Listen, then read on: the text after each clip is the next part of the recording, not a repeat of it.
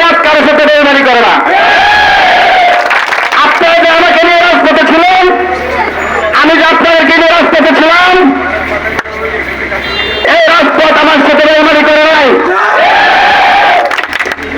অন্য কেউ আমার সাথে বেইমানি করলো, রাজপথ আমার যে পোস্টের যোগ্য আমাকে সেই পোস্ট উপহার দিয়েছেন।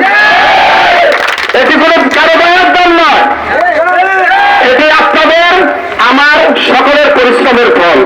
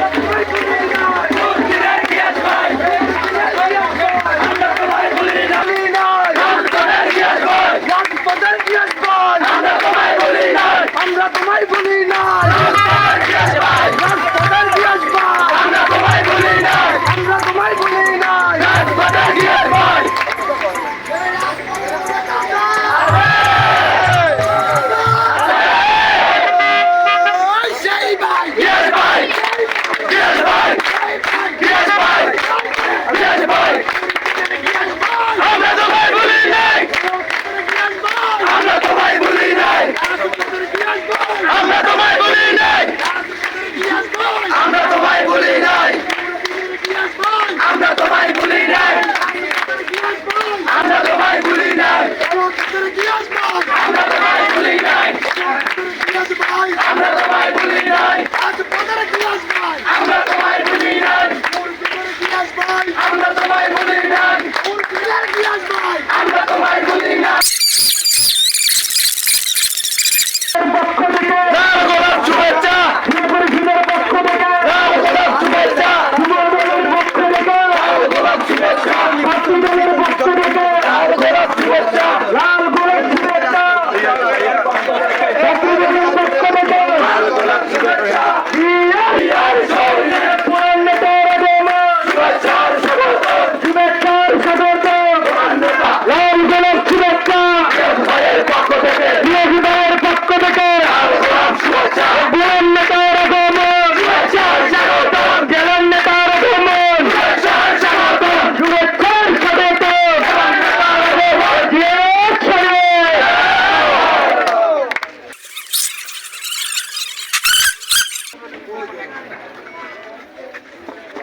সম্মানিত এলাকাবাসী, আসসালামু আলাইকুম। আজকে জিয়া পরিষদের পক্ষ থেকে জাতীয় মুক্ত মনে করে আজকে আমাদের অনুষ্ঠান কর্মসূচি চালু হয়েছিল। তিনি এখন আমাদের মধ্যে হাজির হয়েছেন। তিনি আমাদের যার হাত ধরে হাজার হাজার ছাত্র নেতার জন্য এই লালমন্ত বিরোধীদের রূপকার আগামী দিনের লালমন্ত বিরোধীদের আইডার জব জিয়া চব্বিশ ঘন্টা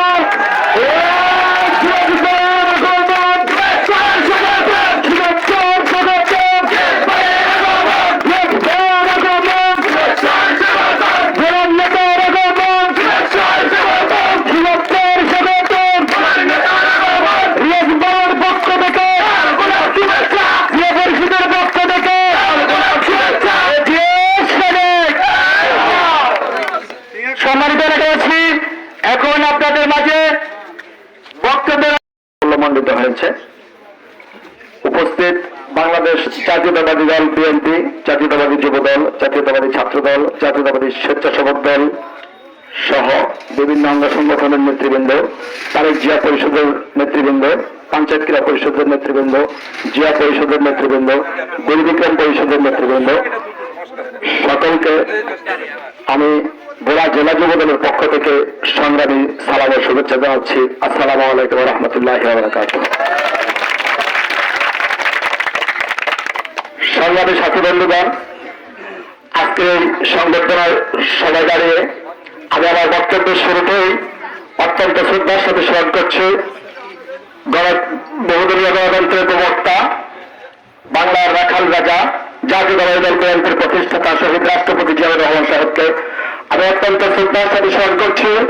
আমাদের নেত্রী, যাকে মিথ্যা মামলা দিয়ে বছরের পর বছর কারাগারে নিক্ষেপ করে রেখেছেন বিএনপির চেয়ারপারসন দেশনেত্রী বেগম খালেদা জিয়াকে আমি অত্যন্ত শ্রদ্ধার সাথে স্মরণ করছি।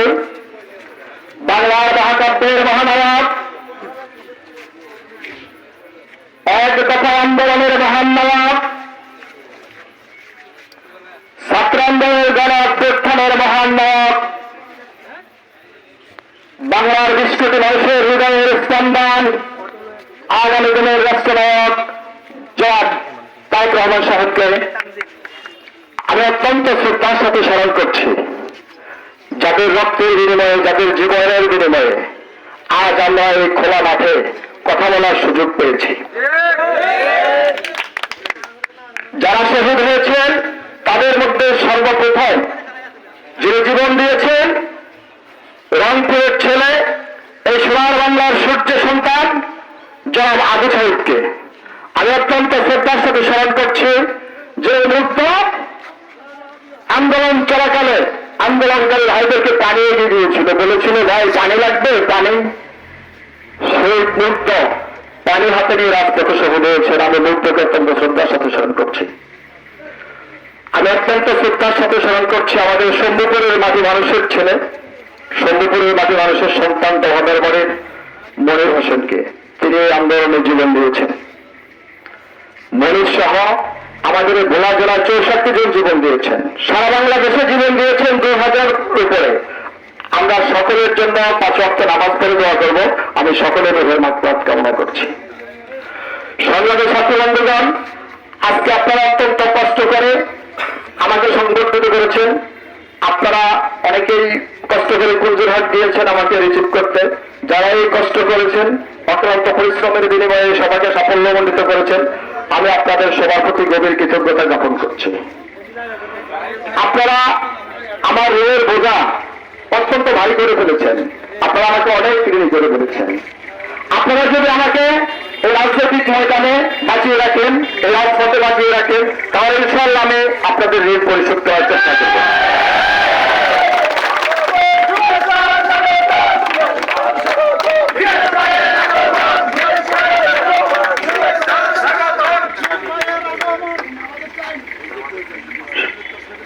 সংগ্রামী সাথী বন্ধুগণ, আজকে সংবর্ধনা সভাটি কিসের, এটি আপনারা সবাই উপলব্ধি করেছেন।